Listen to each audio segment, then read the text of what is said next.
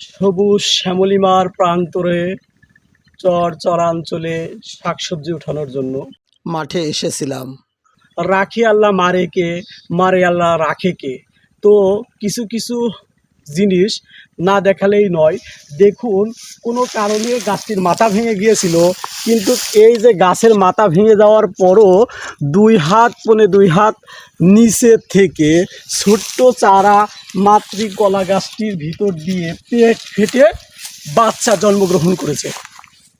এটি একটি অলৌকিক ব্যাপার বলতে পারেন। তো এই পৃথিবীতে এমন কিছু নিকৃষ্ট মানুষ আছে যে তারা তাদের পেটের সন্তানকে হত্যা করায় ব্যস্ত থাকে। তাদের উদ্দেশ্যে আমার কথা, যে যখন আপনি জন্ম দিয়েছেন, পেটে ধরেছেন, তখন বাচ্চাটাকে নষ্ট কেন করবেন?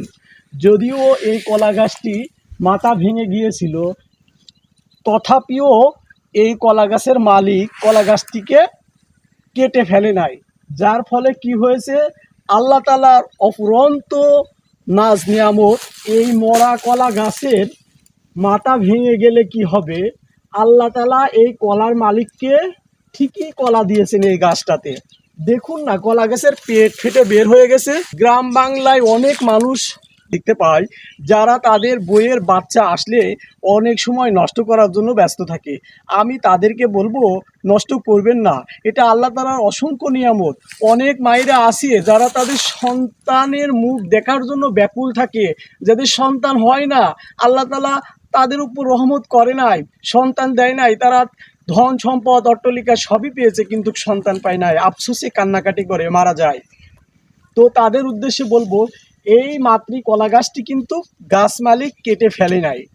আল্লাহ তাআলার কি নাজ নিয়ামত, বাজেট হয়েছে যে মালিককে কলা খাওয়াবে, যার জন্য পেট দিয়ে আল্লাহ তাআলা রহমতটা বের করে দিয়েছে।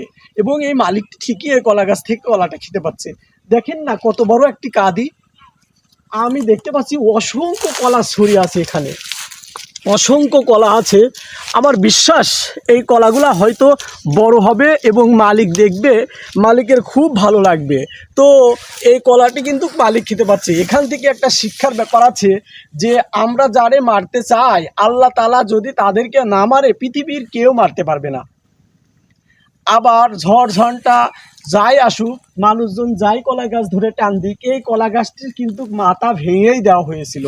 আল্লাহ তাআলা মালিককে কলা খাওয়াবে, পাতা দেখেন না ভিগে ভিগে মরে পড়ে আছে, তারপরও ঠিকই কিন্তু আমার মালিক স্রষ্টা মহান আল্লাহ যাকে রহমত দেন, তার থেকে রহমত কেউ ছিনিয়ে নিতে পারে না। ঠিক তেমনইভাবে যত অত্যাচারই হোক, যা কিছুই হোক, অবশেষে মহান আল্লাহ তাআলার অশেষ রহমতে এই কলা গাছটি কিন্তু আবার সে কলা ফিরে আসছে। এর থেকে আমরা শিক্ষা লাভ করতে পারি, আমাদের সমাজে অনেক মানুষ আছে যারা মানুষের ক্ষতি করায় ব্যস্ত থাকে, এই না হোক ওই না হোক।